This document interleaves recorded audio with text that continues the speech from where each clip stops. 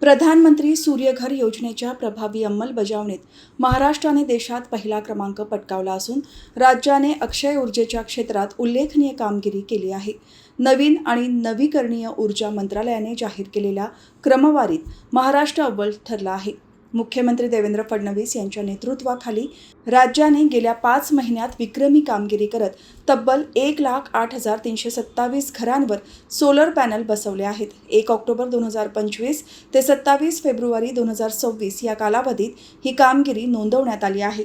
या योजनेमुळे सर्वसामान्य नागरिकांना स्वस्त आणि स्वच्छ वीज उपलब्ध होत असून वीज बिलात मोठी बचत होत आहे.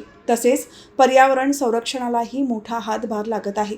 राज्य सरकारच्या प्रभावी धोरणांमुळे आणि प्रशासनाच्या समन्वयातून ही योजना यशस्वीपणे राबवली जात असून भविष्यात आणखी जास्तीत जास्त घरांवर सौर ऊर्जा प्रणाली बसवण्याचा संकल्प राज्याने केला आहे.